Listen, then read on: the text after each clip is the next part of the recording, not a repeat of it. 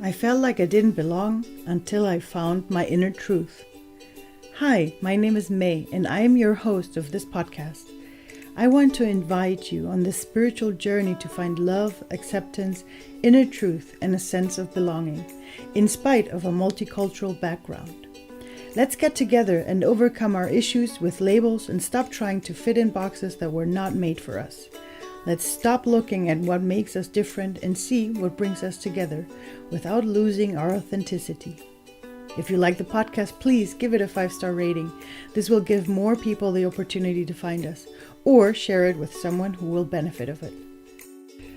Hey guys, today I have the wonderful Alejandra with me for an interview, and it's so amazing because we were able to talk about so many wonderful things about how it was to grow up as an illegal in the US, but also on how cultural changes affected us and the generations before us, like how it was different between our parents and us, and I don't know, so many other topics. We almost filled 2 hours, and I was actually thinking of making this, like cutting it down to less, but it feels, I was just listening back into the whole interview, and it just feels so real, so authentic, so raw. It was in the time before I had even started the podcast when I recorded this interview. There was so much still in the move, and I felt like I want to share it with you just the way it is. So I hope you have the time to listen into the whole thing. Again, a big thank you to Alejandra for taking the time to talk to me. In moments it actually felt like she was interviewing me instead of me her, but still I hope I was able to get a nice story, her story out, and to actually get us talking about this whole tradition and things that there are out there. So let's dive into that and have a lot of fun, and thank you for taking the time to listen to this episode. Gotcha. Yeah. Well, that's How cool. about you? And what? Well, I was born here, but I moved to the States when I was like 11. Mm-hmm. So both, Colombian American. Nice. Well, your parents are Yeah. both Colombians? Yeah. hmm My Nice. mom decided to, I mean, most of my immediate family moved to the States, and then my dad stayed here. And I mean, eventually I did the Peace Corps. And when I finished the Peace Corps, I was in Nicaragua in Central America. I Nice. decided that I really liked Latin America, and I never got to live in Latin America as an adult. So I got curious, and I traveled a bit, and I ended up here to kind of test it out, and I loved it, and I just stayed. So it was kind of like the reverse, immigration situation, because parents, they always want to get you out of the situation where there's not that many opportunities. But now that I'm here, it's such a different life than when my mom was here. So I think now she's starting to get why I decided to move and everything. But in the beginning, it was definitely a little weird for her. Yeah. I bet, because I mean, Colombia has done really amazing work on itself. I mean, I remember, when everybody in the world was afraid to just put one foot in Colombia because of Yeah. everything that was happening there. And I actually also met Exactly. some Colombian refugees in Germany. Wow. I Yeah. I was wondering like how big the population is Um, what do you mean? of like the Colombians, because there are a lot of Colombians abroad, just in Australia, in the States. So yeah, I was kind of curious, but yeah, that makes sense that they would be Yeah. there as well. They were coming Wow. there, and then I know a couple of Colombians now also, and they were like, oh no, yeah, just everything's fine now, like you don't Yeah. have to be afraid anymore. And it was so interesting on because my brother-in-law is in the army, in the German army, Mhm. so he sort Mhm. of like has an eye for for if he sees military people or policemen or anyone with uniforms, he's very well with that. And we had to make a stop in Bogota, Yeah. And he was like, this is amazing. It's like you can't make one step without having one of them looking at you. It's like the Wow. presence was for him, because I mean he has the eye for it. He said the presence is amazing in this airport. I mean, you can't make one move, you know? Mm-hmm. And that's why he was like, wow, so really, they really stepped up, because I mean, if you think about how much was going on, I mean, only Yeah. 20 It years was ago. insane. Especially in Medellin, because I mean, Medellin was kind of the heart of all the violence and Mm-hmm. with the whole narco situation. And now it's like one of the most innovative cities in Latin America. And the expat community here has grown like insanely. So, you know, you see that there's like foreigners coming here to live. And then, you know, I was like, well, why not? Why can't I do it? You know what I mean? So yeah, it has been really great. I found like a really good apartment, and like the area where I live is like you can walk everywhere. You don't really need a car, and you know the flight from here to Miami is only like 3 hours, so it's really accessible to go to the States. Yeah, it's been really good so far. I like it. Nice, Yeah. nice. Yeah, I Yeah. know the whole digital community is always talking like, come to Colombia, come to Yeah. Medellin. It's like so cool here. And I'm like, okay, okay, don't worry. How long have you been in Hawaii?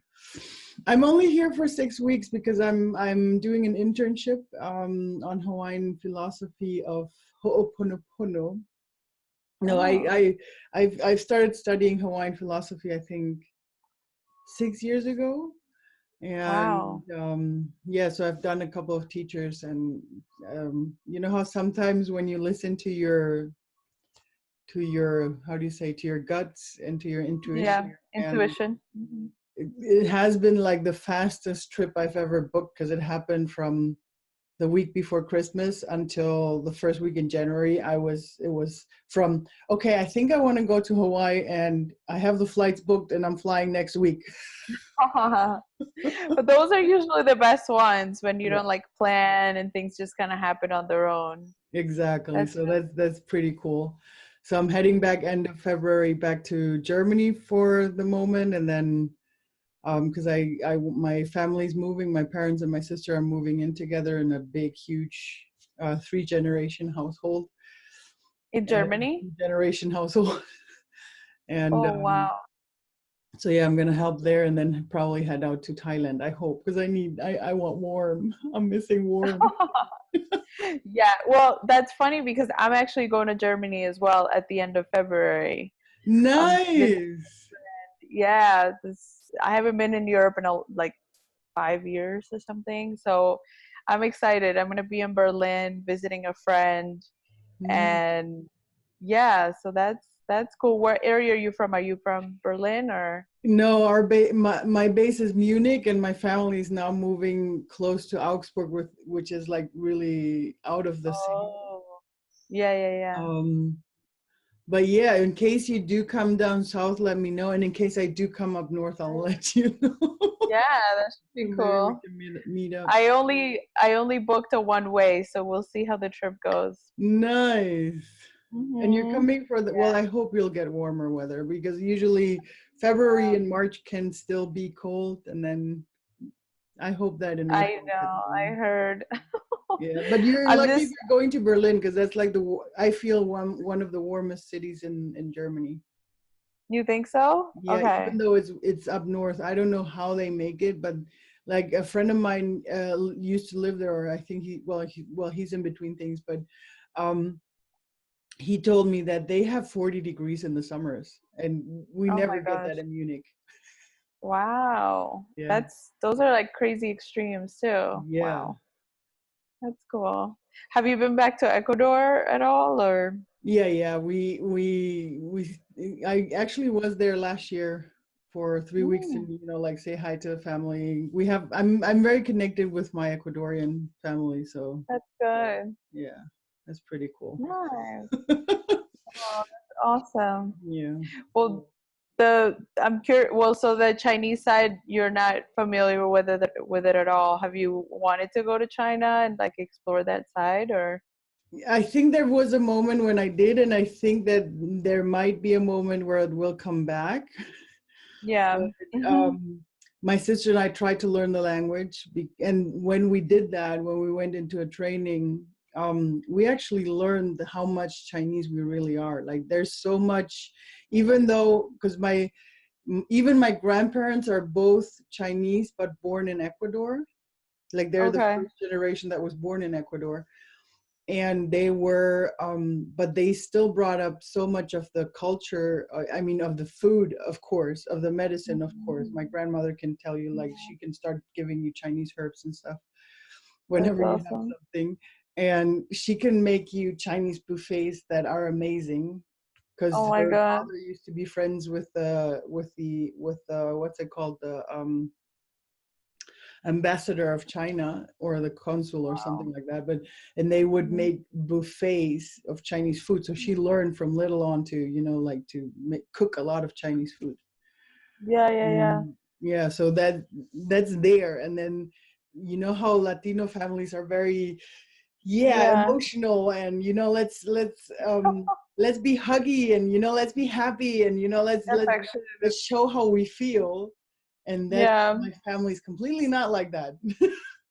It's like, okay, you guys were raised in Ecuador, but they have this, very, um, yeah, I would say, like, very calm Chinese, where we won't show that many Reserve. emotions. It's okay if we smile a little, but that, and That's hugging. Oh my God, what's interesting. that? We don't want to do that. Only for Christmas and oh, that's Yeah. cute. So yeah, so I was already aware of that part, Yeah. and now I'm learning more and more. I started learning more and more about myself, and start realizing how many different parts of the cultures I have, even though, I don't, I wasn't raised in them. And then I Yeah. have a father that used to work in something similar like the Peace Corps, but, you know um Yeah. for the Germans. So I lived in Nicaragua for 5 years, between when I was from Oh, 12 to 17, which I find were very, important years of a life during puberty. right. And that was like That's where I 2 years. served in Nicaragua. Yeah, yeah, I know. That's why I wanted to tell That's you, so because fun. we were there from 92 till 97, at least me, and then my family stayed Oh, for much that's longer. interesting. Yeah, so Wow. that was, when the supermarkets were half empty, and because, Oh, that's I mean, the crazy. war had just ended 2 years before, so that was a very interesting time. Um, so And yeah, where did you live in Nicaragua? Managua, we were like really in the, yeah, Wow. yeah. I can't believe what's going on there right now. I know, right? That's, oh, and I was So there the first four heartbreaking. days, because I Really? spent my last winter I spent in Nicaragua, well, I was in between Managua, Leon, and I actually also went to San Juan del Sur, because there is a digital nomad house. Yeah. And I thought I needed that, but then realized San Juan del Sur has become such a party city that it not, yeah, like, it was, Yeah. I mean, it was nice, the people that I met, and it was good to make that experience, but if you don't To like stay, parties, it's like a don't make different. it huge. Yeah. Yeah, don't go to San Juan del Sur. Yeah, yeah, yeah. And Yeah. there's so many places too, because I mean, Nicaragua is full of beaches and other places where you can totally relax and not get that vibe at all. Yeah, So yeah. there's a lot of options. Yeah, so that's why I spent the last 3 months of my time there. I spent them in León and in Las Peñitas. That's a good area. Yeah, and then a friend of mine came, so we went scuba diving in Corn Island as well. So that was really cool. And then my friends take off, and I have my last 4 days in Nicaragua, and I'm like, oh yeah, I'm gonna go back to León because I love León, and I want to, spend my last days there. And then that's when everything started, and it was like, oh my God, what's happening here? I wasn't sure if I was gonna get out of the country, because I wasn't Yeah. sure if I was going to make it back from León to Managua, because the shuttles weren't going, and Yeah. No it budget. really was a little bit crazy, but yeah, showed me to trust Yeah. in my intuition as well, and then be grateful, and then again at the same time be so sad, because I'm leaving so many good friends in that I don't know, situation. explanation that was Yeah. happening. Yeah.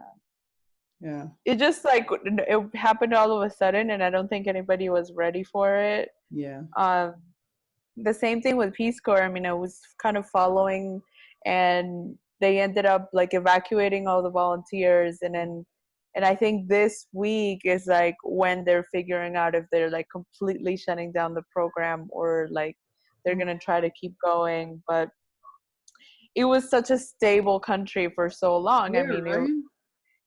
in the, even the Peace Corps, like the post in Nicaragua was one of the best in the world because we always heard about it. I mean, it had all four different programs like health, business, all of them were there just because it was so safe, and they were able to host so many volunteers. And now it's just like, wow, that's just crazy. Yeah, I wanted to go back, but it's just so hard to see like how, I don't know if it's still like a little dangerous, or you know what I mean. I was talking to a couple of friends and they were saying that you have to watch out a little more than you used to, but it has Yeah. calmed down. Like they still pick up people on the streets, Yeah. but it's like because they probably have lists of who was attending the marches and stuff, so they're still picking those up. But It's like targeted towards like, exactly. But yeah. apparently for the tourists, it's all fine. I have a friend, the one that came to visit for the scuba diving. He works for a tour operator that Yeah. specialized on scuba diving trips, and he said that he like if they Still have doing. clients that want to go to Nicaragua, they say, okay, you're fine to fly into Nicaragua, stay at the hotel that the Las Mercedes is right across the street, and Mhm. then you're heading out to the islands, and from the islands back to the airport, and only you like don't do any tours around the country. They only Yeah. send them to the islands and back. So Wow. yeah, Well, I don't know. But then again, I see like Quetzal trekkers, the Leon, the ones that do the boardings, the yeah, the boarding, volcano. Yeah. and they're still operating apparently normally. Then my favorite hostel at Las Peñitas, it keeps Yeah. posting promotion and stuff. So I don't Yeah. know, but I also have other friends that have evacuated their families. Like they are staying in the city, in the country, but they Yeah. evacuated their families to Costa Rica to, like you guys stay safe. We'll be here, but just in case, so that they can, like just take off if it Yeah. becomes worse. No, and that's a lot of people because I know a lot of volunteers that stayed and have like spouses there, and they can't even like they're trying to get their spouses to come to the States, and they can't because the embassy is completely like not functioning right now. So they have to go to Costa Rica and try to apply from there. So that part is like super messy because Yeah, everybody wants to get out. But yeah, it's mostly like locals that know that there's just no opportunities there. Like if there wasn't before, now there's like less. even more, Yeah, exactly, even less. So it's yeah, really and I sad. think we have to wait until 2020 until he finalizes his. Well, unless they put him earlier, but yeah, But who knows what's gonna happen yeah. with that. That's Wow. interesting. Yeah. How long were you there and where was it? Was it Managua too or? So I was there in 2014 to 16. The Mhm. program is 27 months. I trained in, oh, I'm forgetting the names, but it was a little town next to Managua. And then my whole service, like my whole 2 years, was in Nandaime. Mhm. Nandaime is on the road towards San Juan del Sur, Yeah, but it's yeah. part of Granada. It's like a highway town, Isn't it one really of those small. where they have like the little a very also very spiritual ones where they have like witchcraft and tarot and stuff like that? The I didn't. white city? There wasn't too much of Is it that, part of the but it was. Yes, but it's next to the white cities, I think. It's like a Oh bunch of yes, little yes, ones. yes, Yeah, yeah. yeah. It's really close to the Riamba, Yeah, and that's the one I mean. Yeah, yeah, yeah. Yeah. yeah, yeah. Nice. It's very close to that.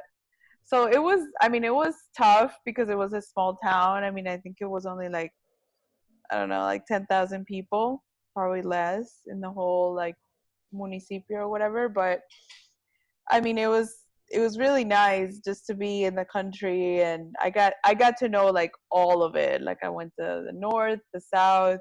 I went to like the Pacific, which was like super different because, you know, with Nicaragua, it's like they don't travel. So a lot of Nicaraguans don't even know the Afro Nicaraguans, which was super interesting. Ah, I yeah. get to see all of that. And so in a sense, it's almost better than Costa Rica because it's still very virgin. Mm-hmm. Um, so you don't have like too many. I mean, I'm sure now with San Juan del Sur, it's like crazy tourism, but it's not the same, I think. So, but it was still, you know, it was really hot, and you know, it was still a little tough, but it was cool. I liked it. It was a Nice. great experience. Yeah, yeah. That's why I was so it was so hurt with seeing everything going on because I always defended it. Like anytime anybody asked me about Central America, I was like Nicaragua, like that's the place to be. Yeah. And then now it's like, oh man. But at the same time, it's like it was about time that they woke up and they started to like fight for Yeah, their own, you definitely. know? Yeah, definitely. So that's good. Yeah. Yeah. Nice. So what else are you working on now? Well, right now I'm sort of like in a I think I'm gonna, because I had my English podcast already. So basically, my big project this year is going to be setting this up with us mixys. I'm Yeah. trying to use the name mix to, do you know, to create a new name. So I thought mix Yeah. was nice, or maybe globals. So what I was doing right now is setting up a questionnaire Hmm. so that I could send it out to, because I mean we have the digital several digital nomad groups, and I think I Yeah. can find some of the mixes in there Yeah. that hopefully will help me, you know, use this questionnaire to sort of like find out what were the biggest challenges, you know, Hmm. and Yeah. then and then to really use that to start doing the podcast a little bit more specific, because right now, you know, I'm collecting a couple of interviews to sort of like get into it, you know, see, and it's interesting to see how many similar things you know, we're having Was are it? happening, you know, like just the typical question, so where are you from, and then you're like, okay, where do I It start? ends up being like a long conversation. Exactly, how much time do you have? Yeah. You know, Yeah, exactly. um for example, or the whole thing of really feeling like you don't belong anymore, you know, because I mean, even for you, that you have like, you have only one lineage, to put it this way, you know, Yeah. like one country, but still you grew But up I in the don't, States, yeah, it's like right? I'm not Colombian enough for the Colombians, so I don't fit in, and my mentality is totally different. And then I'm also I don't I don't feel comfortable in the States, like living in the States anymore.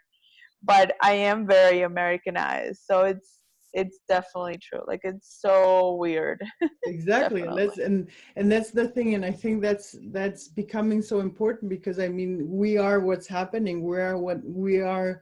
um how do you call it, we are the product of the whole globalization around this Yeah. planet. So Mhm. and I think that it's very important for us to, you know, be centered within ourselves, you Yeah. know, to know who we are. And I think, Yeah. at least for me, it was really hard to find out who I am, because I was so torn, you know, because I was trying to belong, and you know, you have your German family and you want to try to belong to those, but they don't get you because you have this Ecuadorian side or Chinese side, you Yeah. know? Or like for you, you have this American side now, or yeah, United States side of yourself now, and it's like your Colombian family doesn't understand that side, but you're still trying to belong to them, you know. And Exactly. I think that my idea, or what I want to do, is I want to help mixes like me, um, to find that within themselves, by basically letting go of everything, all the labels that we're having, all the boxes, because we try to label ourselves too, and the moment we Hmm. stop doing that, that's when we truly, you know, start centering ourselves. And I think Yeah. this It's world, limiting. yeah, and I think that the world needs more and more of us to be that way, Hmm. because I mean, it's time to, why do we have borders, you know, we don't need them anymore, you know. it I know. and then we have people that are so stuck with, yes, but this is my country and it has to be my country and I don't want no one else. It's like, dude, you know. Yeah, there's no need.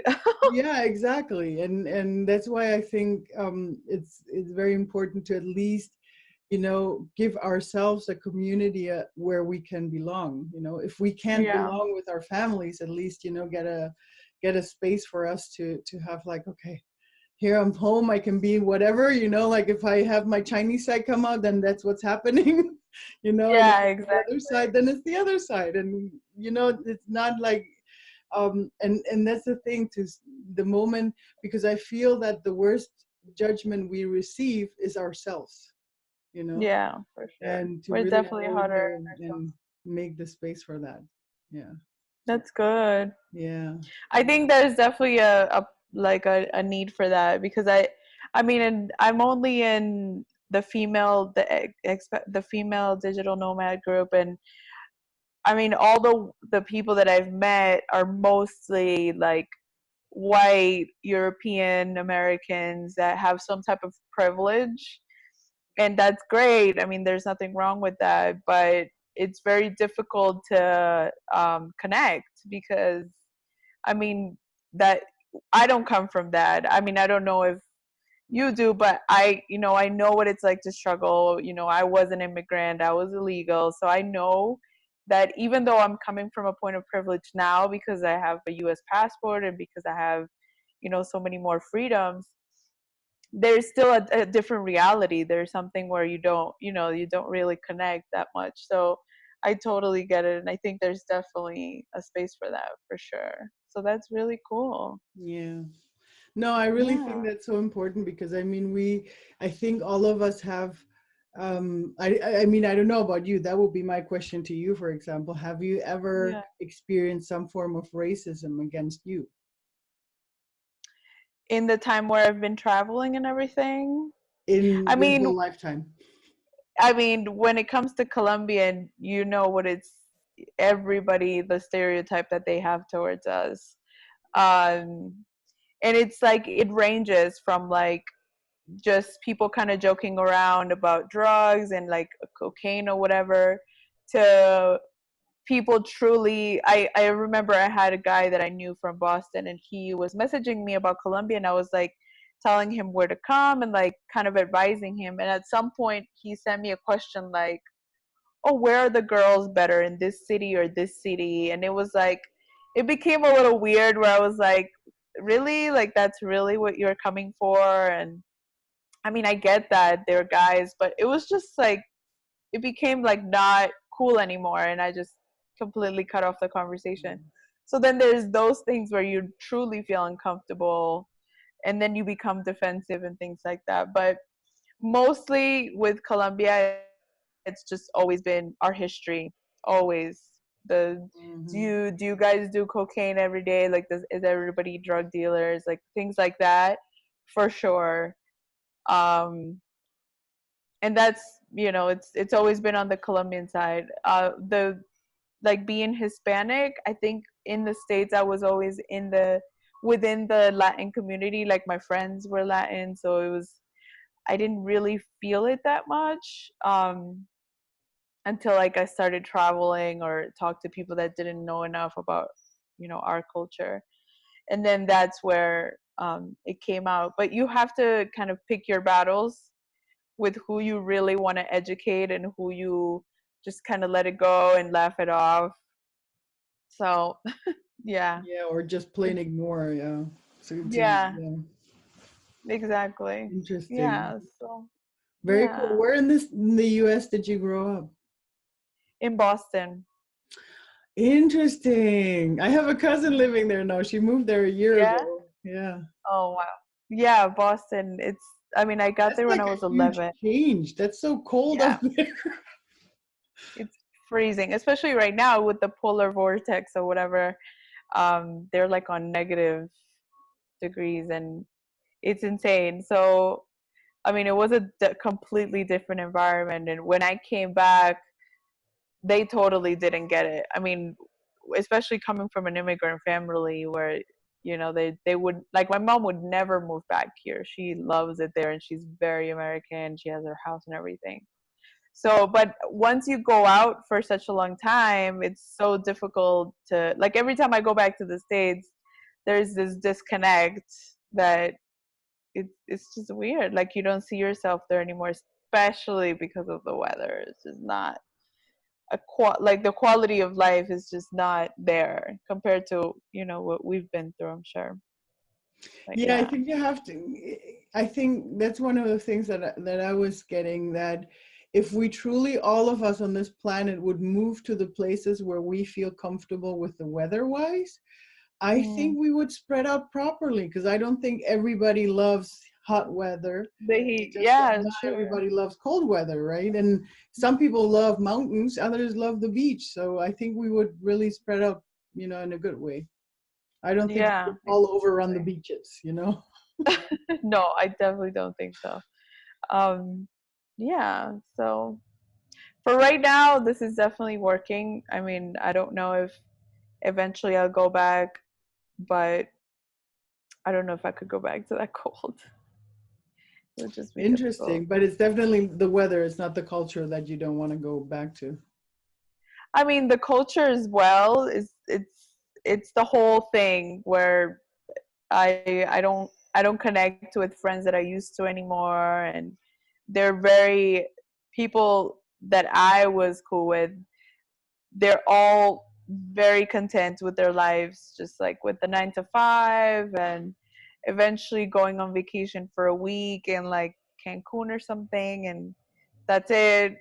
Just going back to their job, and like, there's nothing wrong with that. I mean, we need that. We need people that are okay with that, but it's just not satisfying anymore for me. So, um, yeah, I would have to really find a place to where I would feel happy and also satisfied with the quality of life as I do here, um, which I don't know will happen. But I'm still young, so we'll see. We'll see what happens. I'm still open to. I'm not like closing myself off. You know what I mean? Because you just never know. Yeah, you might decide on, hey, I want the cold and the 9 to 5, so I'm going back. I don't But know about that, but tell me a little we'll bit see. about how you became a digital nomad. What were So your steps to go through?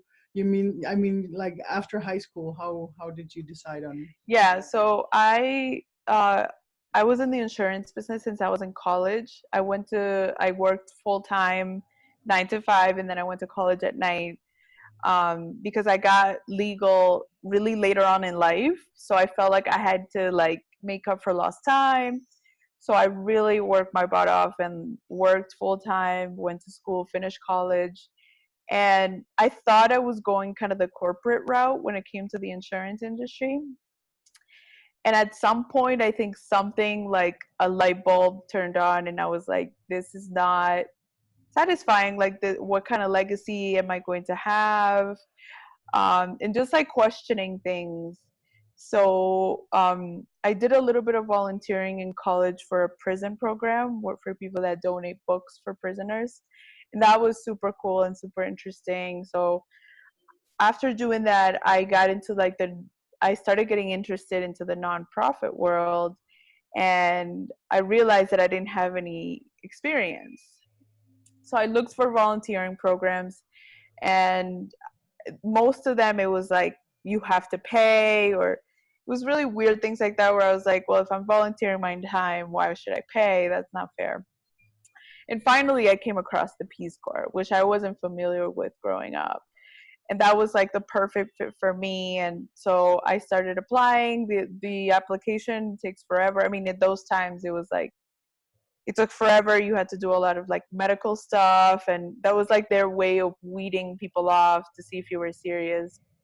And I finally got placed, went to Nicaragua, and I got to see it. And it was like, it opened my eyes to everything, good and the bad. So it was a really great experience, but at the same time, I realized that the impact that I wanted to make, I wasn't able to, because I didn't really have a skill that people in the world would need, like, you know, a doctor, even a lawyer, things like that. Like, that's what you really need when it comes to helping.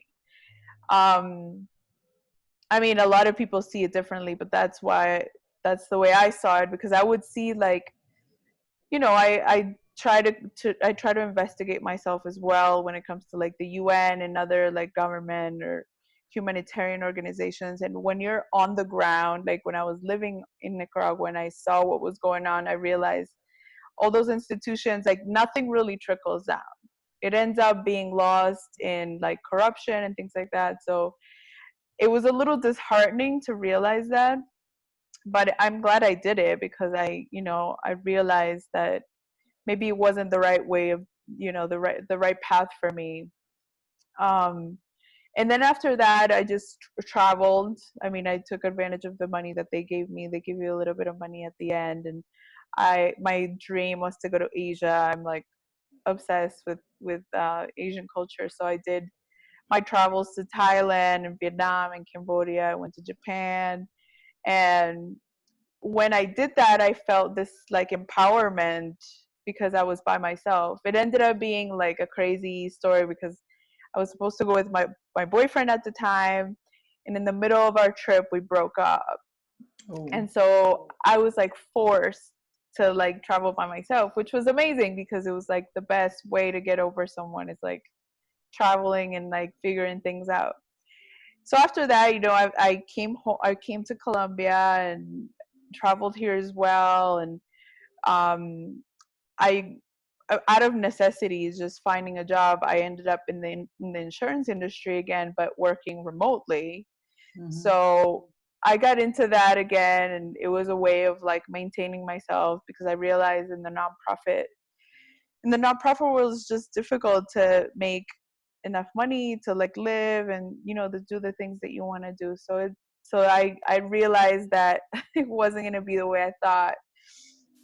And then I decided to stay. I just really like Medellin. And then from here, I've been traveling. I went to India and did that by myself, and just also kind of settling down here, because eventually I realized, in the beginning, I was like, I don't want to buy anything. I don't want to, like, settle down in case I want to move again.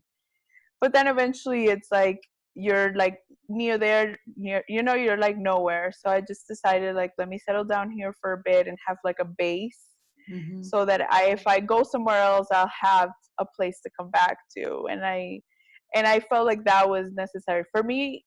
And I mean, other people don't care about things like that. They're okay with, like, just traveling and having, like, nowhere to come home to, and, like, that's fine. But I felt like that was, for me, what I needed.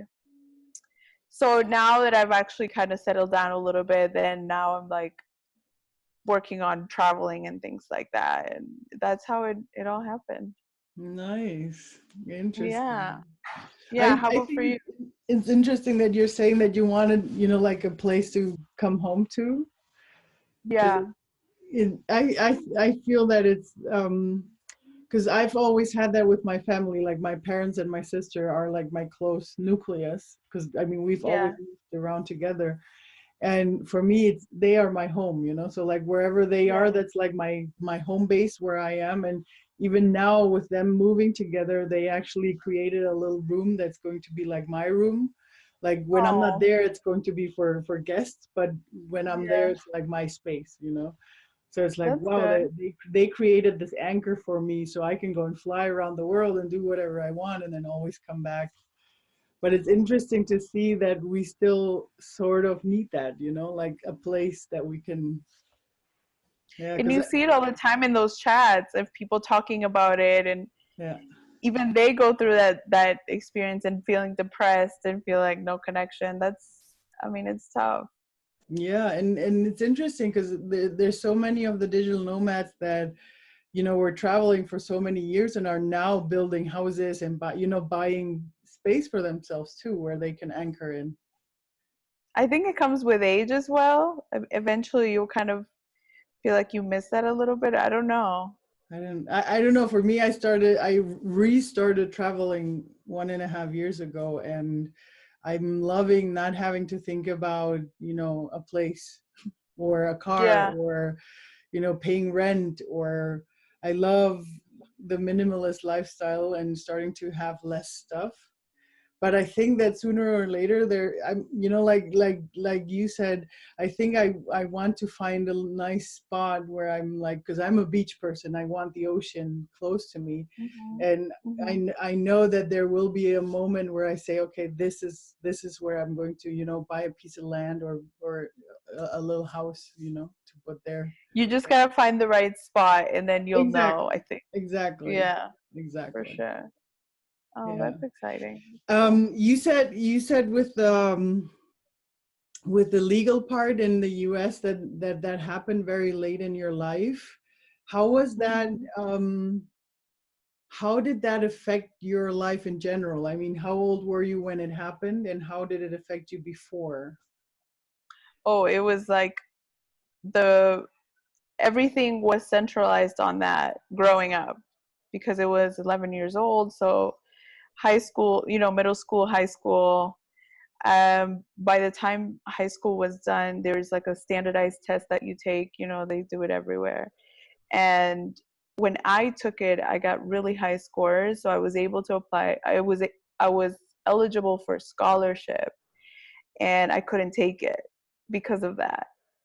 So that was the first time that it really hit me. You know what I mean? And then um after that, it was just like I said, making up for lost time. And I think all of my decisions since then, I think, have been affected by that, because the major that I took, it was totally based on time. I mean, I did finance and accounting management. It was the most convenient thing to do. I started with like a community college, kind of like uh, a government college, like a subsidized college. And then I transferred to a really good school, but I did take a major that was like really easy to finish. And then from then, I made the changes myself, but those decisions were totally based on, my situation, which I don't know if I was able to take that scholarship, I would have, majored in something else. You think about those things sometimes, but not too much, because you don't want to dwell on what could have been. But for sure, it definitely was like a something that was in the back of my head. Even though I was like a teenager in middle school, it's like you grow up with that. Um, so yeah, definitely was a big part of my life. It's amazing because I connect with that part. Well, in your case, it was because of the legal part, and I think Mhm. that's something that you as a child, you can't, it's not your fault, that Yeah, the systems work the way they work. And I exactly. mean, imagine how you felt, and now imagine how many of and I'm not even saying only Latinos, because I believe that it's like a whole bunch of people that have the same problem in the US. Yeah. And And even now with like the refugee program, which is everywhere, like the Venezuelans here, the Middle East, Europe, all that stuff is just there's a part of the people's lives that are being robbed completely because exactly, they just can't, they exactly. have to survive. Yeah, and that's Yeah. that's what I was gonna say, because I mean the same thing happening in Europe as well. I mean, you never know how the yeah, how the parties are, how they got there, how much help are they getting. And yeah, it's very interesting to see how that, because it does affect you. It's not like, yeah, you're here and And it's in the bigger picture, there's like generations that are being lost exactly. due to all that. So it's pretty crazy. I definitely feel for them. I'm always in tune with what's going on because you've been through it. Yeah, but it's also awesome that your path took you to the Peace Corps so that you can, you know, help help other Yeah, people it that was are like in my similar. little way of like giving back. I Yeah. remember when it was like one of the Christmas breaks, I came back home from the Peace Corps, and me and my friend decided to go to New York, I think. and we were in a bar and like just having drinks, and there was this guy that was in the army, and we started talking, and at some point he was like, thank you for your service to me. And I was like, wow, that's so cool. And obviously I said it back to him, but it was like, wow, you realize that, yeah, like that was my way of like giving back, because that's definitely a service as we see it. So it was very, very rewarding in that way too, for sure. Definitely, definitely. Yeah. Nice. I keep thinking of other ways of doing it as well, and I've thought of going to law school and everything, but that's still, I'm still trying to figure things out. So we'll see. We'll see how it goes. What would you Yeah. say were your biggest challenges related to the not being, in the country where you were born, or the other way around, now traveling away from, well, you're back to Yeah, roots, but but I don't know anything. yeah. What would you say were your biggest challenges in that? um, well, definitely just feeling out of place for sure. Um, and then with my legal situation, it was like feeling like you're not welcome in a Mm-hmm. way. Like um, yeah, you were definitely put in this situation where you couldn't make a choice.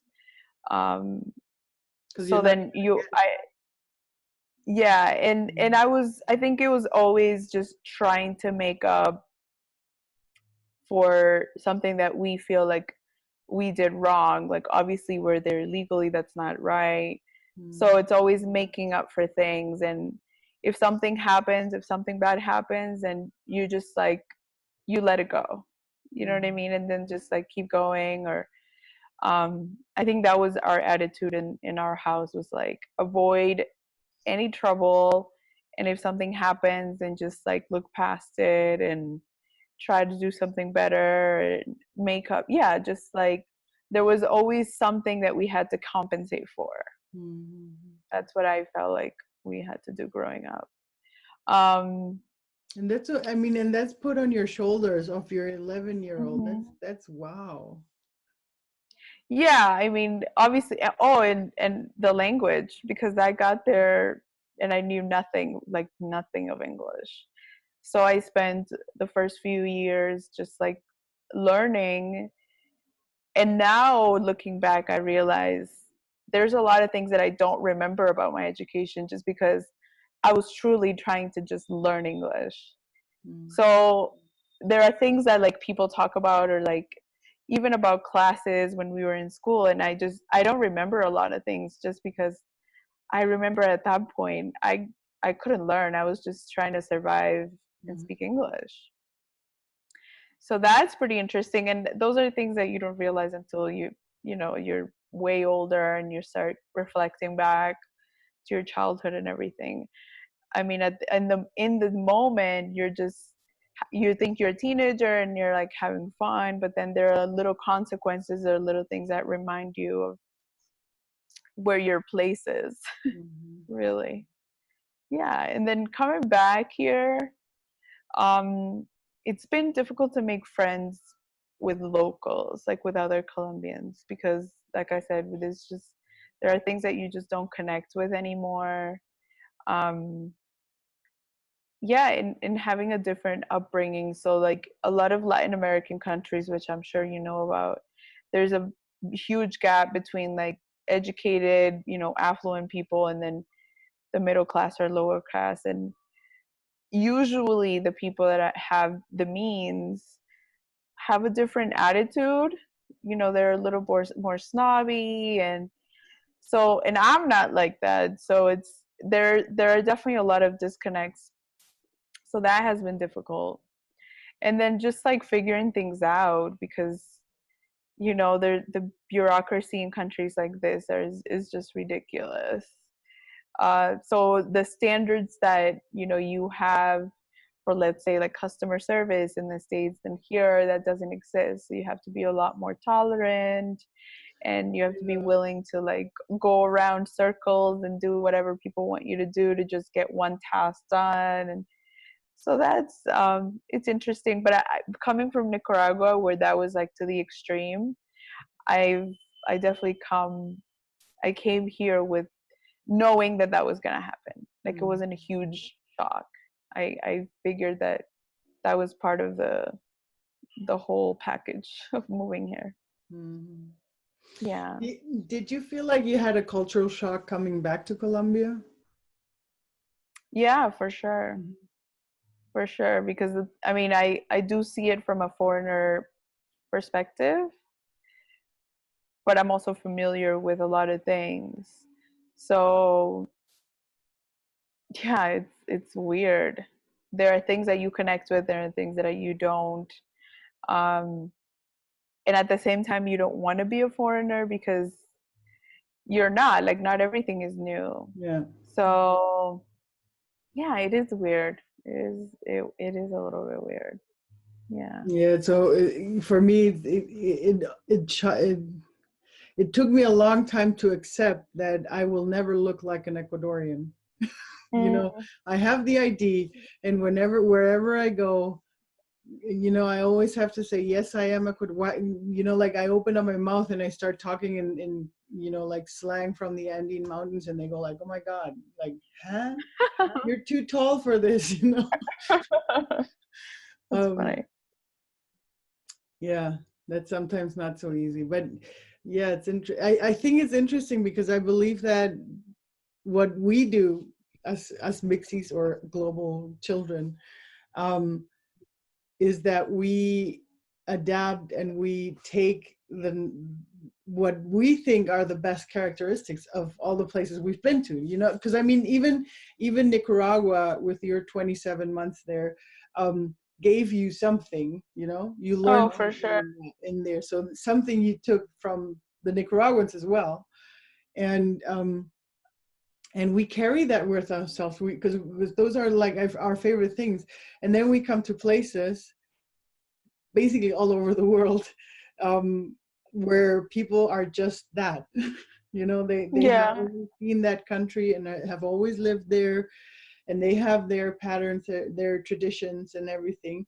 And we come in there with all our other different things, and it's not, you know, like we have to adjust to them. We have to, because Yeah. they are not able to. So that's our part to do. But then on the other hand, I think also a challenge is to stay true to yourself, right? Which is what you're doing, Hmm. but that makes the connection harder to the other people. Yeah. Yeah, for sure. Well, did you see that happen, or how were your challenges on that? Um, well, the thing is that for me, I always felt that I had a lot of the Chinese influence in, you know, being submissive. So I will only, you know, like I'll adjust to everybody else, Hmm. and which had the effect that I completely probably never learned to be myself. So I started doing that a couple of years ago because the result that happened to me was really that I went into a depression because of that, because I Mm. was um, trying to find a meaning in my life and I didn't have it. And, you know, I was trying to fit in my case, I was trying to fit into the German community, which is okay. I mean, I have friends there, you know, and I know how the system works and everything, but it never felt like I belonged there either. And I Mm. never had meaning in what I was doing. And that's when I became depressed. And in my whole therapy that I did, um, I found out that I was afraid of being myself. And with that question was like, yeah, but who am I? Who, you know, like, who is this person? Got to start from zero. Exactly. And basically that's what I did 5 years ago, really start from, okay, so who am I? Okay, so and it helped me to take the step back to my ancestors, you know, to see, okay, so I have a German part, I have a Chinese part, and I have an Ecuadorian part, but I also have Nicaragua, who was 5 years in my life, you know, and 1 year in Costa Rica. And um so I also have that. And then even inside of Ecuador, because my whole family's from the coast, And Oh, but wow. my parents moved to Quito when I was born. So basically I was raised like the Serranitos, like the people from the Andean Mountains, which is like, to me, sometimes it feels like a completely different culture than the ones on the coast. So that was Really? also there, that sort of separation. Um, so yeah, and finding out that actually in the end, it's not to see all these sides as burdens, but to see them as gifts and presents that I received. And it's like a huge Just makes you that much more interesting. exactly. And it's this treasure chest that we have, right? Because I mean, we can pick of everything the best, you know, and other Yeah. people that have lived their whole lives in one place, or that were raised from one culture their whole lives, Yeah. that's and that's something that we can teach them. Yeah, for sure.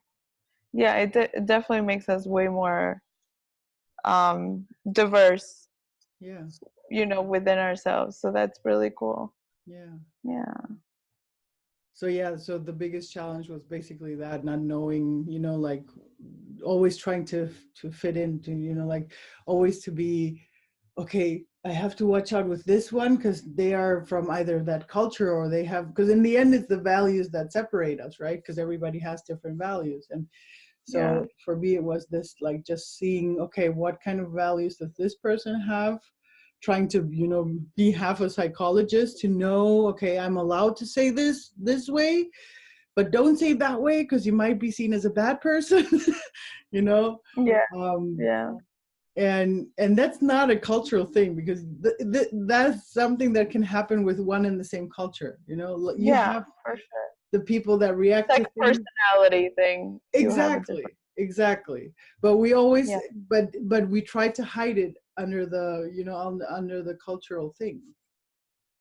Hmm. So See, for me, it was the opposite. I think ever since I was really young, I realized like I was always kind of rebellious. And I think part of that rebelliousness was me going against the grain. So me wanting to be different. So for me, being different was like a good thing. Like I liked it. And I think ever since, I figured that out, I've always embraced it. mhm. So I don't think I really had a problem with that. Um, growing up or anything. But that's very interesting for you. Really I cool know. that you were able to see it and like address it, because I'm sure many people go throughout their whole life and don't even. Yeah. Yeah. Well, for me, I had to, because I had the option of either being depressed the rest of my life, or snapping Yeah. out of it. Right. Yeah, no, that's cool. But that's also one of the things why I like to do this, to show people all the different kinds of challenges we have, because that's the thing. We are all different, and Mm-hmm. for me, for example, one of the things that I love showing also is with my sister. We're both from the same family. We had the same base of things happening to us when we were growing up. And she was always centered within herself. She was always like, yeah, I am Ecuadorian and German, like that's me, that's who I am. But she's also someone that always allowed herself to mourn, the places that we left. I wasn't like that. Like I would be, okay, so the next place, be smiley face, ignore that you're sad about anything, you're just gonna go and push on, And so it's so Yeah. interesting to see that having the same base, we also came out both differently. Right. Yeah. And have you talked about it with her and everything? Oh yeah, we talk about it all the time. Because Yeah. That's cool. she's my base. So whenever we have anything, like even now, the whole process of setting this up, with the whole mixys or global people, all the interviews I'm setting, like all the things that I realize is like, oh my God, this and this and this, and then she goes like, oh, so she gives me her view as well, because I mean that's what we You're all are. processing. Yeah. Yeah, yeah, yeah. That's really cool. Awesome. How many interviews have you done? You're the second one right now that I'm recording. I've interviewed a couple of people, just like just talking to them, but yeah, I want to start recording them because that's Yeah, I'm sure it's a lot of information too. yeah, yeah. Yeah, I think I wanna do like a little, I don't know. I'm still seeing on how I'm gonna do the whole thing, how I'm gonna launch it, because now at first I felt that I wanted to put all the interviews in the existing podcast that I have. But Hmm. being here in Hawaii, I'm realizing what a big deal this actually is, this project, to do this, to because it is way more complex than I thought in the beginning. Because I thought, okay, Yeah. yeah, I like to help, and I am working as a life coach, so I want to use that to help people that are not yet in their center. So Yeah. that's why it's important to show them that there's people that have been centered like you the whole life, or other people that to show them all the sides of it. And even Um, like, even if not like centered in that way, then all other types of problems come up, and there's completely other challenges that maybe I didn't have that challenge that you had, but I'm dealing with completely other different things, so it it gets it definitely gets interesting. Definitely, that's what I'm saying, and that's what I like to. I'd like to. The main thing is I'd like to show it to people. Like to see, hey, we're not alone.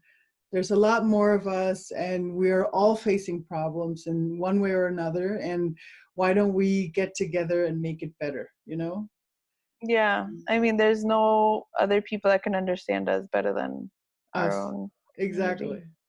community. Yeah, for sure. Um, and so that's where I'm like I'm thinking of rolling the whole podcast out in a different way. So I'm probably, no, it's not probably, I am going to shut down the old podcast that I had.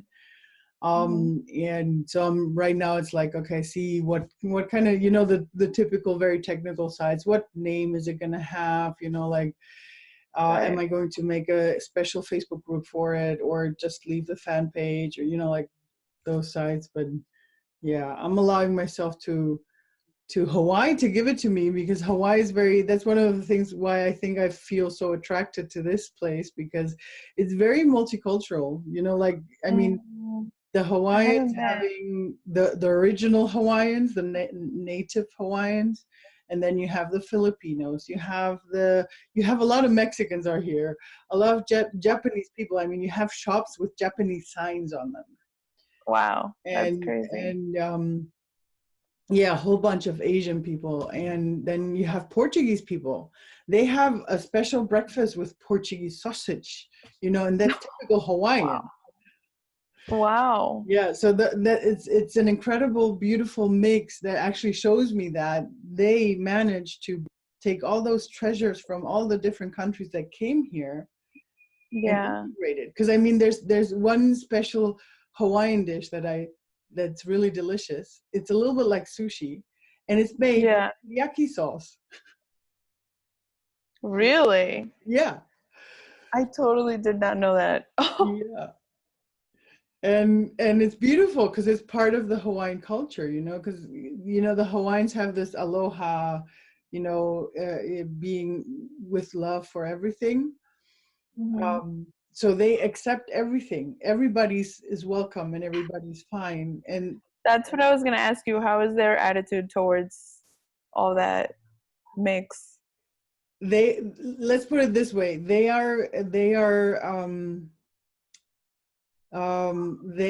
want to make sure that their lineage, that they know who they come from and that their lineage Hmm. is stable. But Hmm. other than that, they're like, okay, so if there's a Japanese Hawaiian, then he's Japanese Hawaiian. And if you have a Filipino Hawaiian, then there's a Filipino Hawaiian, or a Portuguese Hawaiian. They're all allowed to be there, That's and cool. it's nice for all of them to mix. There's certain rules, but I think it's more to protect the Hawaiian heritage, because I'm not sure, but I think they are a minority on the islands. Wow. So they're trying to keep that, like there's certain places on the islands where only native Hawaiians are allowed to buy land. Mm-hmm. for example. Yeah, there's a couple So countries that do that. yeah. So I think it's okay for them, to have that. So that's why their lineage is very important. And then it's the same with the teachings, like the teacher that I'm learning right now. I'm also learning her lineage, like what that came from, and that's very important to know that. Um, Yeah.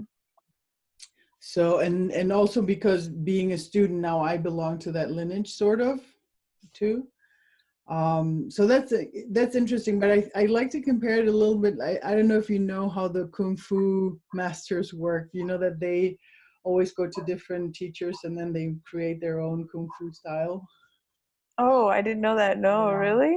Yeah, that's how Oh, the wow, that's that's how the amazing. kung fu masters do it. Like they will go and learn from different teachers and then they create their own. That's how some of the different kung fu styles have been created. Yeah. And yeah, and I feel like I I would say that for me it's like being the spiritual explorer and exploring all the different kinds and see the truth in between, because I feel like everybody speaks about the truth up to some point. Yeah. And of And course their own their truth. own. Yeah, yeah. And then there's Mhm. this the truth in between everybody. Yeah. Hmm. The universal. Exactly. Yeah. So that's Well, that sounds beautiful. super rewarding. Yeah. Yeah, and that's why I think it's beautiful to learn. And I think one of the next spots I want to go to is Bali, because I heard that they are very international as well. Oh, I've heard it's insane over there. It's like I actually decided not to go there because it's so um yeah, just inundated with foreigners that they're also kind of losing Hmm. their own identity from what I've heard. Um but I'm curious to see what you find. Yeah, I'll see it. I mean, I want to go there, but it hasn't called me yet right now. Yeah. So we'll see.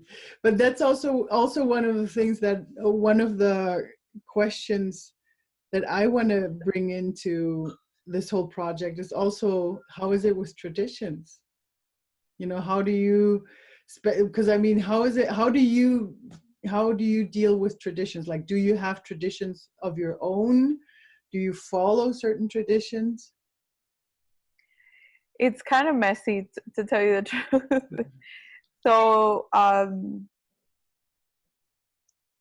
yeah, I mean, I'll give you an example. Last on Sunday was a Super Bowl, right? Yeah. And usually, I mean, I'm not a big Super Bowl fan, but obviously the Patriots were playing, so that's like Boston. So you always feel that like affection towards the hometown or whatever. And for that reason, I definitely tuned in and I like checked it out and I watched the game and everything. But then there are the things that don't really affect you. So obviously the main holidays that we spend with family and friends, that's I always follow that, which is like Christmas and New Year's and things like that. Obviously, when I was there, I used to do Thanksgiving, but now I don't. It's Hmm. not like a.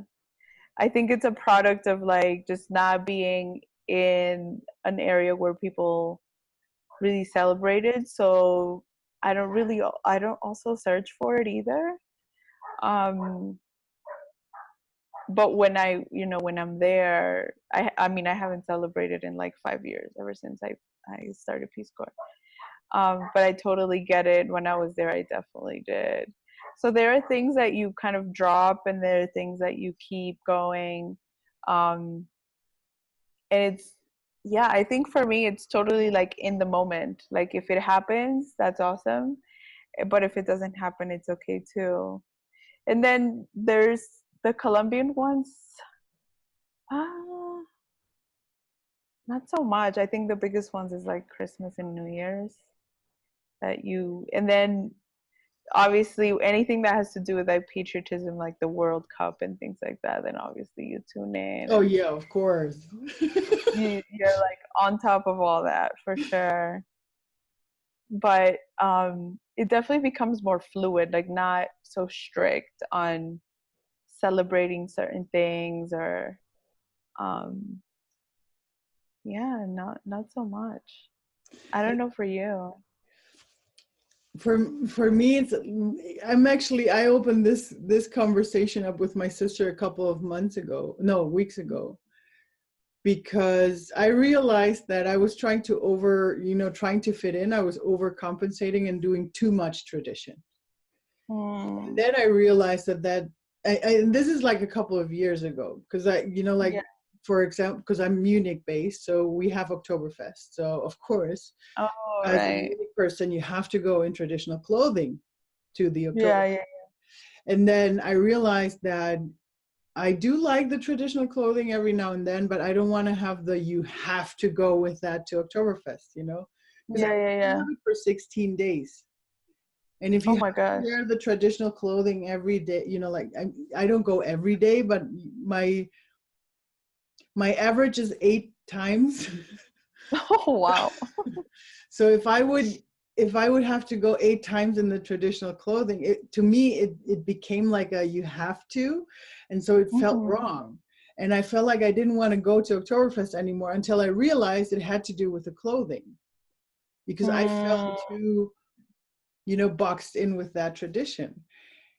And then I said, okay, I'm just going to wear whatever I want to. And it can be, sometimes it's a traditional dress, and sometimes I just feel like putting on, jeans and, a shirt. yeah. Sometimes I put on lederhosen too. I have now too. And so, um, and the moment I dropped that tradition, I realized how free I felt. It's not that I'm not, following that tradition every now and then, but I don't feel, like you just said, this fluid thing, right? Yeah, And yeah.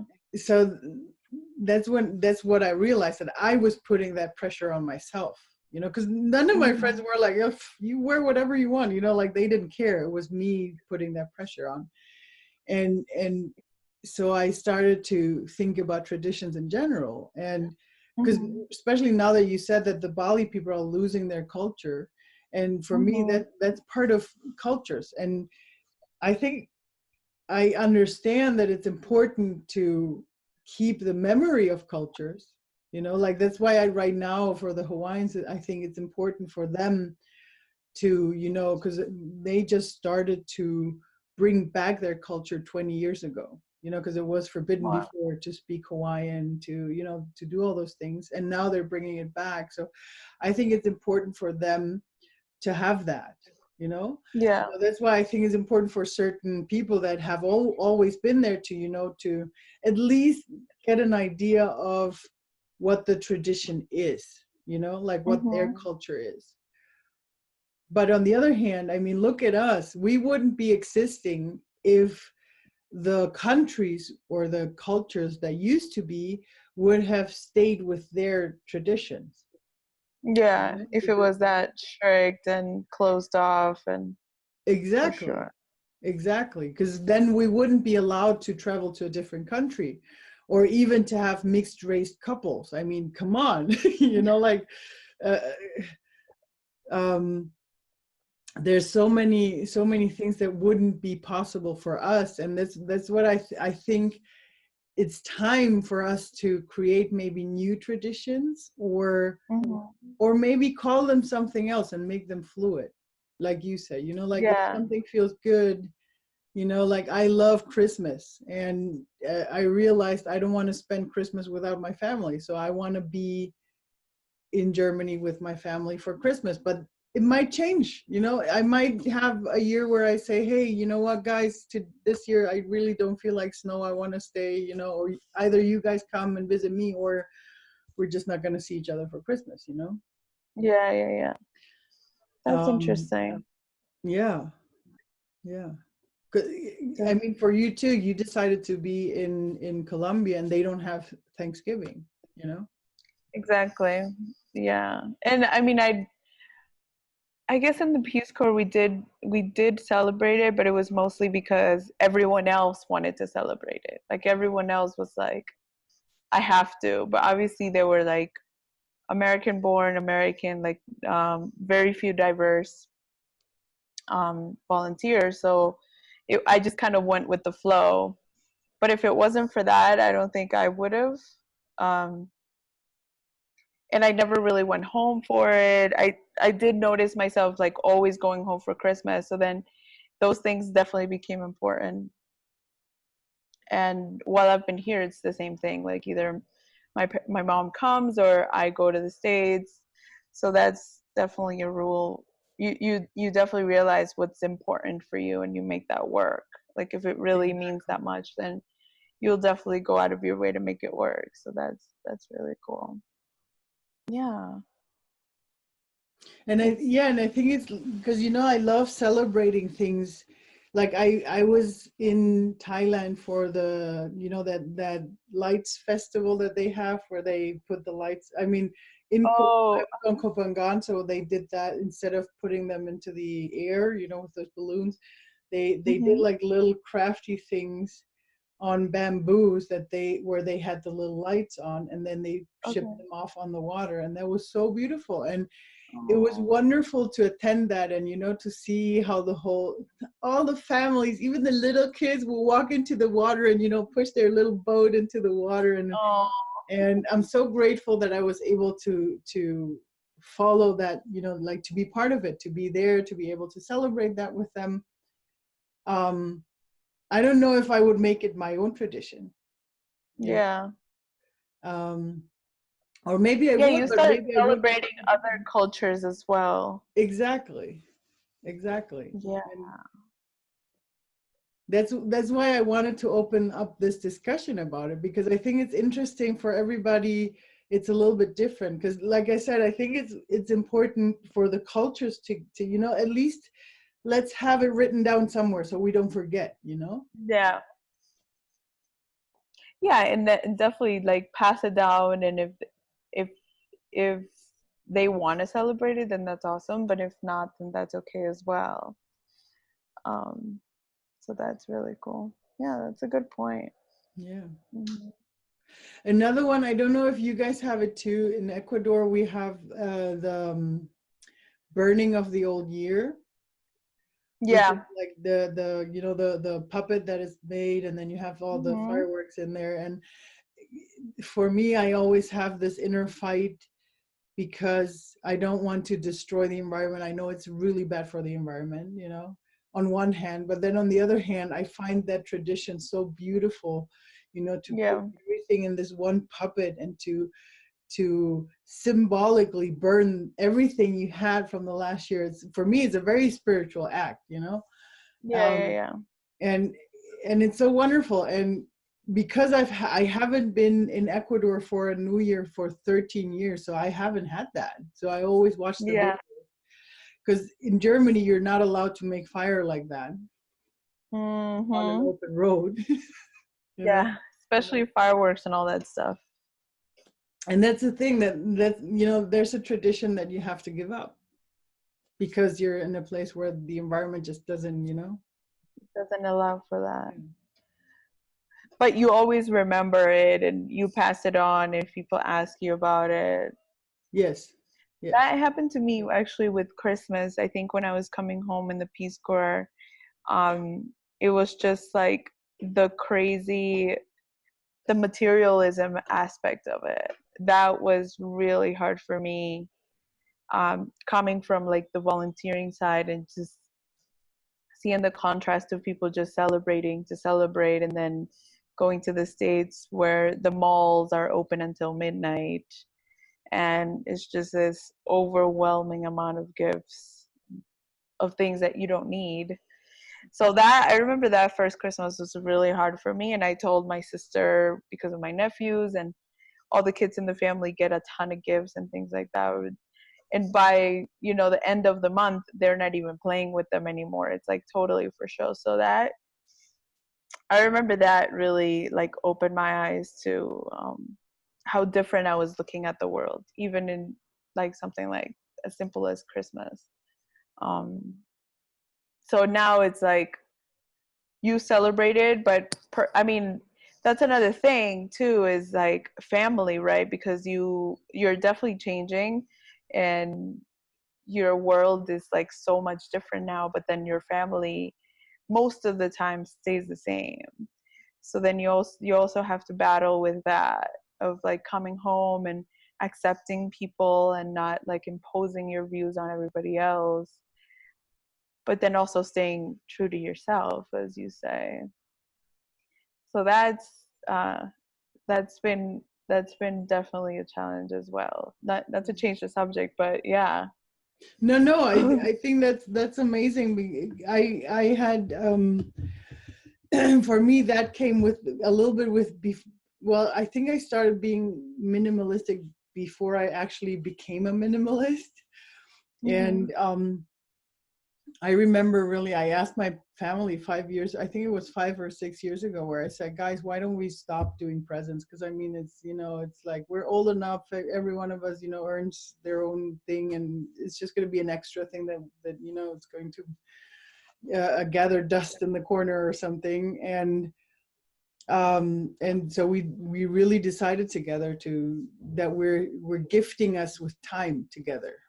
So that's our gift, and that we do that. And we've had Christmases where it's been very, there's the tree, and then we sit together and we talk about the world and how to change it and stuff like that. And then there has been times where my dad and I disappeared watching action movies 2 days long, and my mom and my sister were doing handicrafty stuff. But that was that was us spending time with each other. And yeah, it's not very Christmassy, but I mean, our idea is being together, and that's I think that was the important part. it works. Yeah. Yeah. But it only works because we were able to decide it together and just do it. Yeah, Yeah. that's good that they were on board. Yeah. I think that at one point it will change. Maybe probably if we already have one little nephew, like from my brother-in-law's family, so it's like, okay, he will get a present. So now for the kids, like, okay, for the kids, we're doing it for the kids. Yeah, you adjust for sure. Yeah. So yeah, and then the tradition can change again. So but yeah, I think that's also, like you said, you realized how much you're changing your view on it, and maybe at some point you can help your family change the view as well. You don't know. Yeah, I mean, it's like before, you pick your battles with them. Like you make them realize little things, and they obviously can see that you're changing, I'm sure. But you can't just like come in and like try to change everything, because it just doesn't work. And yeah, no, but what I found is also finding their language. Like if you even if we speak the same language, we don't speak the same language. You know what I mean? Yeah, for and sure. and that's one of the things that I find is easier for us as the bridge builders between everything, because we see the different languages, and we can actually connect them. And like, okay, so this person is talks this way, so why like I can start going into that and help them with that. Yeah. And I think it's important. I did that with my mom because she didn't understand me going on traveling, or I think she understood why I needed it, but she was afraid, that I think that's the Latino part. Oh my God, my daughter's traveling by herself. That's like, no, By no, herself. no. Yeah, exactly. Yeah. And I just took the time, and like really I sat down with her for 2 hours and we talked, and I said, okay, Mom, tell me everything that bothers you. Give me everything. So I listened to her, and I was able in that conversation to show her, like, because it was like, how are you going to be, because she knows I don't like insurances. That's the whole belief system behind it, but anyway, and she was afraid that I wouldn't have travel insurance when I'm traveling, and I told her, no, Mom, I am getting travel insurance just for you. Well, I didn't say just for you, but I'm doing it for my parents, because for me it's like the worst imagination is if something would happen to me and my parents would have to pay for my body to get brought back to the country. So I said, Yeah. I'm getting travel insurance. It's okay. And I'll, at least that those parts are fine. Yeah. Then she was afraid, like, yeah, but how are we going to do it with the communication? What if something happens to you? And I'm like, Mom, you know what? There's this wonderful SIM card in the US called Google Fee Project. And I'm getting that one because I'll have data all over the world with that. And I really did. And she's so happy. And she got herself an Instagram account so she can watch over me, see where I'm going, what That's I'm awesome. doing. And Yeah. I think that was the important part, was to really, see where she comes from. Because, I mean, she's a mother, first of all, Mm-hmm. not even a Latino mother. She's a mother, first of all. And then she Mm-hmm. becomes a Latino mother. And so, like, to see where she comes from and then to go into that and talk to her about it and be able to Yeah. do that. And I think we can do that with basically anything if we find a way of communicating together. Yeah, for sure. Yeah. It's definitely been the same way with my family. I mean, with my mom, it was more like I had to lie to her a little bit in the beginning and tell her like I was traveling with someone, and then at the end when everything went okay, then I'd be like, actually, Mom, I was by myself. But then like little by little, their eyes. I mean, at this point, she's so used to it. She's just like, I think sometimes she writes and she's like, what part of the world are you calling from now? Like, where, you know what I mean? It becomes like a curiosity thing. And they get, I think a part of, with my mom at least, she also says like, it's for you to live the life that I didn't get to live. So I think she gets to live a little bit through me, and that's exciting. That's awesome that we can do that for our moms. But Yeah. also, like you said, even if it feels a little tiny, I mean, you were lying to her, but on the other hand, that's the language that she needed in that moment. Because if you would have Yeah. told her right away, it probably would have been Yeah. huge, like, yeah, Yeah, it would have sleepless been a nights and stress everything. reason. Yeah, Yeah. exactly. So yeah, it's worked out for so far. I think she's even encouraged a little bit to travel. So I've I've kind of planted the seed in her, and I'm just waiting for her to be ready and for us to take the next step and see if I can maybe push her into traveling with me a little bit as well. So we'll see. Nice. That That should would be be exciting. awesome. Yeah. Yeah. Yeah. Hopefully it happens soon. We'll see. And I think that's for example, it's also a good example of the challenge that we have with our own parents too. Mm-hmm. Because even though they belong to that multicultural world that they brought us into, Yeah. but still they didn't know how we were going to react or how we were going to act because we didn't have their base, you know? Yeah. And for them, it's all about fitting in. Exactly. Oh It's my God, yeah, totally, you're so right. Yeah. yeah. Because they feel like they're imposing by moving to a place that's not really theirs. So for my mom, it's totally fitting in. I mean, yeah, for sure. And then, I mean, my natural, personality was rebellious. So it was totally the opposite. And there was always that contrast between our views. Um, but I understand. I mean, I get it. And I'm totally thankful because if it wasn't for that, I wouldn't have the opportunities I have now. You know what I mean? Yeah. Yeah. That's So true. yeah, you yeah, seeing it from their point of view is definitely key to understanding Yeah. their place. Yeah. Yeah, but it's interesting that you're saying that because I've seen that with my mom that she overcompensates to be German, because now Yeah, she married so long to a German guy, she finally has a German passport as well. So now she feels like she belongs because she didn't before. yeah, I mean, because she felt like, okay, her husband's German, her children are German, but she didn't have the passport. So that thing sort of is a big deal sometimes. And yeah, so she tried to overcompensate to, like not be seen too much, not to be too loud, like to try to fit in their culture as much as possible. And then suddenly you see her seeing other people, foreigners, not adjusting to the culture, and like, they're not doing this and this. Yeah, mom, don't worry, don't be too German, Yeah. Even the For Germans are not sure. that German. Oh, that's funny. It's Yeah. cute though. It's funny that it happens, even in Europe for you.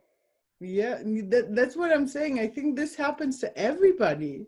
I mean, Yeah. we even started the discussion last year. I don't know if you probably followed the World Cup as well, and I don't know if you heard about there's one Turkish player. Well, he's Turkish descent but born in Germany. I And saw I saw that. yeah, and so the whole discussion started around that, and Germany has that phenomenon because they have Greek, Spanish, Italian, Portuguese, and Turkish people that were called and invited after the Second World War to come and help rebuild the country. Yeah. And those people built their families in Germany. Now they have their kids in Germany, Yeah. Part of them were integrated, part of them weren't. So how, like their whole identity crisis in that. So, because it's similar to like you came to the US as a child and then you grow up in the US. So you feel like you are an US American, but you also have this other side, and you also have your family. And like you said, you were in this Latino community. So you always have Latin Americans around you. So you're in that space. So where are like what's your where do you belong? What's your identity? And that's why I think it's so important for us to get together and talk, because I think we need to, like, hey, it's okay if you are Turkish grown up in Germany. Don't worry. I mean, That I don't remember what happened with that story. Did the guy quit the team, or was it about the German soccer team, or it was about was the it? German soccer team, and the thing is that the whole discussion started because of a political thing, which I have to say wasn't a very good idea that he did that, because he took a picture with the Turkish president. Oh, yes. Yeah. And right now the Germans and the Turkish are a little, I mean, politically they're a little bit separate, because the Turkish one is not following the humanitarian rights and stuff. And so the Germans are not very happy about that. And then this guy being on the national German team, taking a picture with the guy that no one likes right now. So, Yeah. but in the end, the whole discussion changed over to, hey, what's going on with the whole people? Because I mean, we have people in the government, in the German government, with Turkish or Italian or Greek names that are running the government, like are inside of the whole apparatus, and they feel German, and it's okay. I mean, their name is not, but they are, like they feel very German. So that's awesome for them if they feel they want to do that, Yeah, of course. But that's what I feel, why sometimes there's so much aggression within the younger generations, with the young people, especially in the time of puberty and shortly after, because I mean, of course they're like torn, because they have at home, they have families that tell them they have to follow there we are again with the traditions, the Turkish traditions, for example. I'm only using as an example. And then and then you live in a society that is completely different,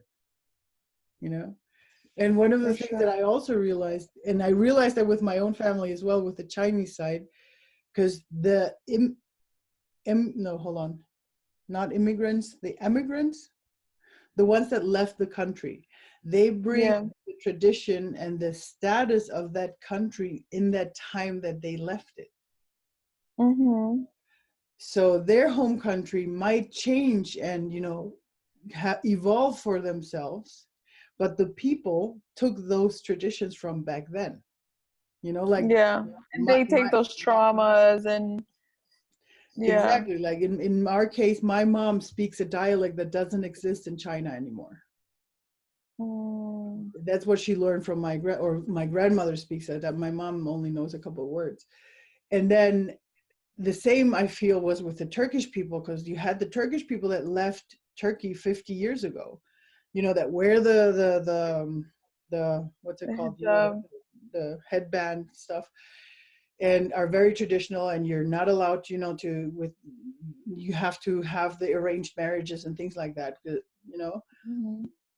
And you look into you just, you know, look, you go to Turkey, you watch their television, and you see women almost like half naked on TV, you know, like you see them in shows in the US or in Europe as well, because they have evolved too. But the people that took the culture 50 years ago are still in that. They didn't evolve with their country.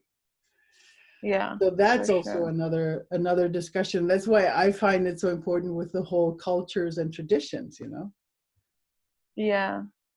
That actually happened with my mom when it came to her memories. And like, I think when that was the initial thing when I got here, when I decided to move, and she was like, but there's no jobs, there's nothing there, it's so dangerous and blah blah blah, because she left in that era. And I was like, no mom, this is totally different, like times have changed. And she couldn't see it, like she couldn't imagine it until she actually came and like visited and saw what was going on and the development and just buildings going up everywhere. And then she kind of realized it for herself that, you know, it's not the same. You know, the country moved on as well. So that's but she always, I mean, like I said, she would never move back for those same reasons that why she left, even though so many people have done it. I mean, a lot of people have come back, started their own businesses, you know, bought properties and things like that. But for her, it's like, no way. You know, it's like she made that decision and it's over. And those memories are still with her, I think. So it Probably definitely also carries because, on. yeah, probably also because it carries the fear that it might, you know, like it might switch again, you know, because there was a point in her life where she was feeling safe being in Colombia, you know, and then it Yeah. switched to become this drug, you know, empire. And, you know, probably that's part that's still Yeah. with her in that moment. But it's wonderful that she was able through you to see that it actually changed, you know. I think that a lot of Yeah. people don't even see that change, you know. Yeah, it was really cool. I mean, she hadn't, I think we came to Medellin when I was like a little girl, but I didn't remember it very much and she didn't remember it. Um, so this time around, I think she came last July and she stayed for a whole month. So we were able to travel and, you know, she walked around and she saw it for herself. So that's really cool. Yeah. Nice. Yeah. It's fun. Very cool. Oh my God. We had some really Yeah. cool topics. I like that. I now I think now you see where I want to bring this conversation Yeah, from. I think for sure. it's important for us to do that, to see that, and to get connected. I think that's like the main Yeah. thing. Yeah, I think so too. Specifically with a group like that, I think there's a few of us that could create, probably more than a few, Yeah. that could create that community, and we'd probably have some really cool stories. So Yeah, definitely. that's definitely something that you And especially also thinking about the kids of the future, because how many people do you have now that are starting remote working and traveling with their kids? So they don't even have, you know, like for us, it was one or two or maybe three or four countries that we grew up in. And for them, it's like they're moving every couple of months, you know.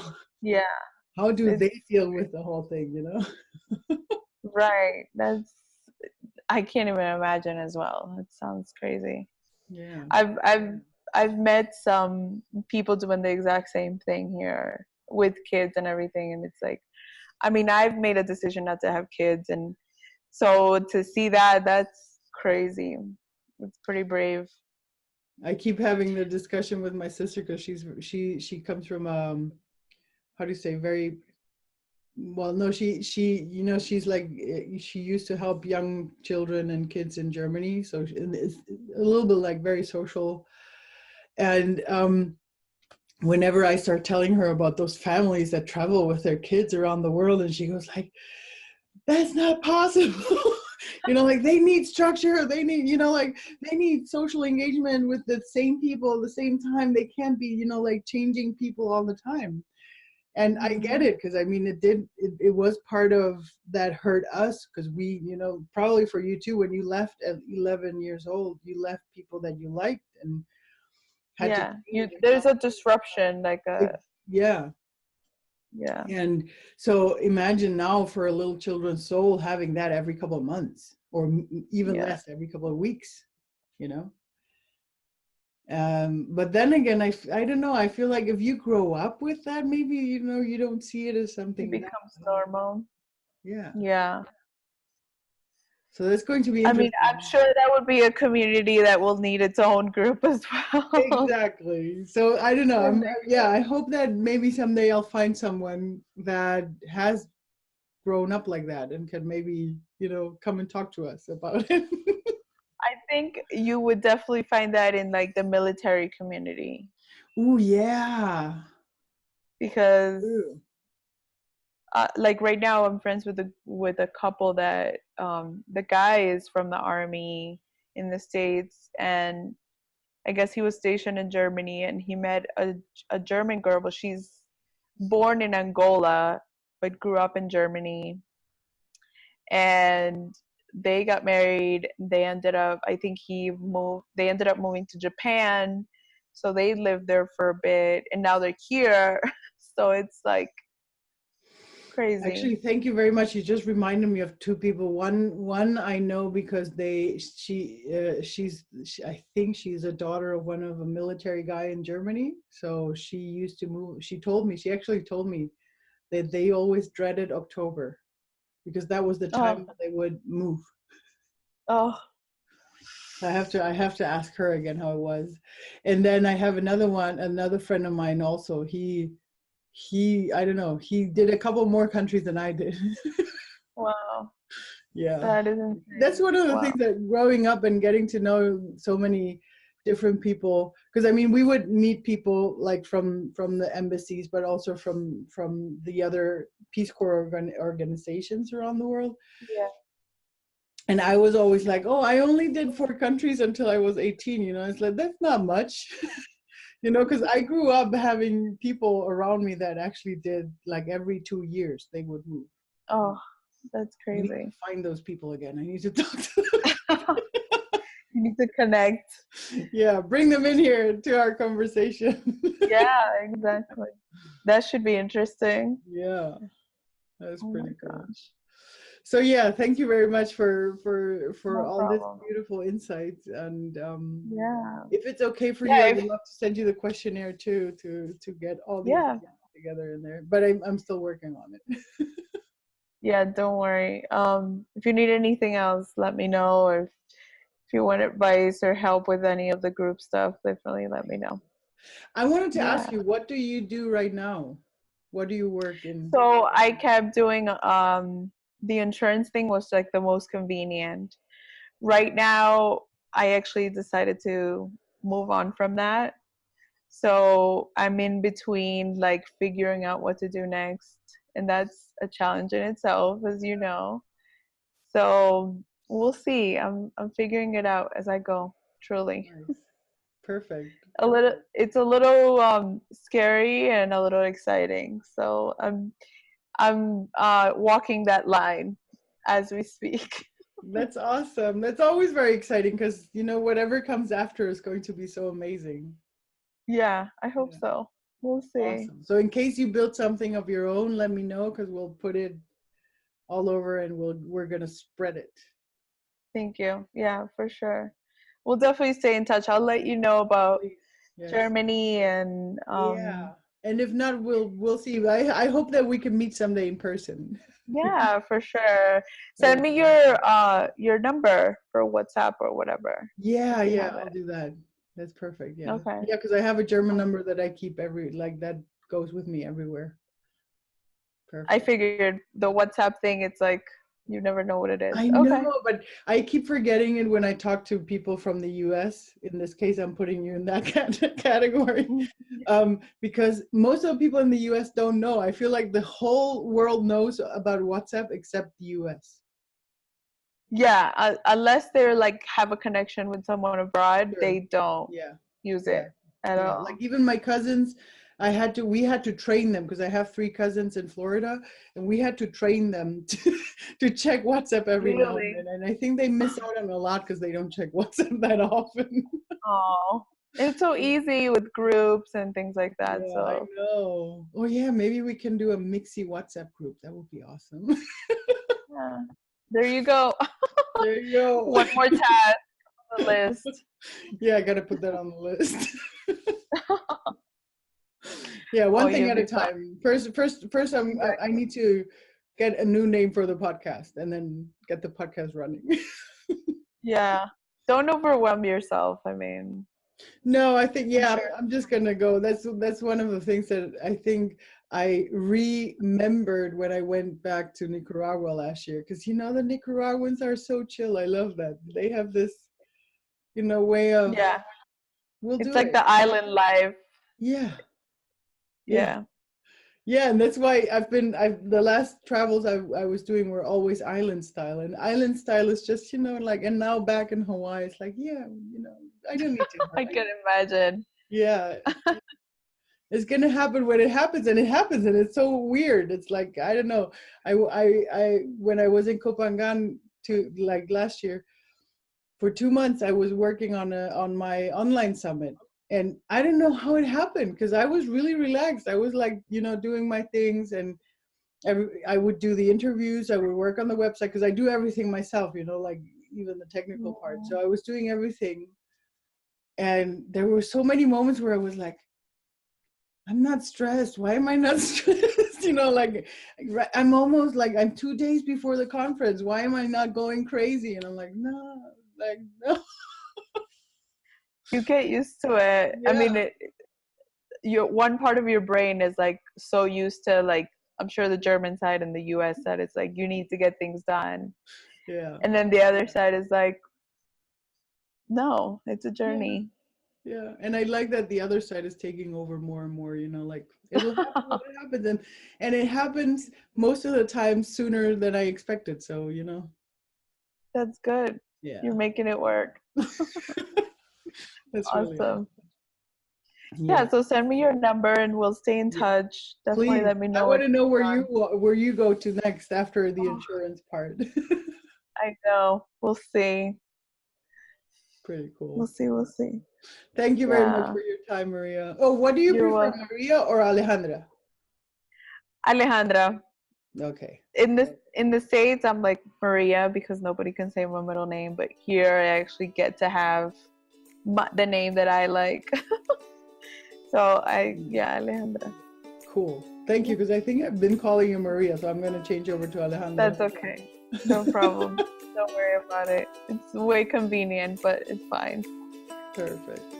Thank you very much. And thank you for your time. Good And to have a meet you. nice, beautiful day. You too. Thank you. All right. Bye. Bye.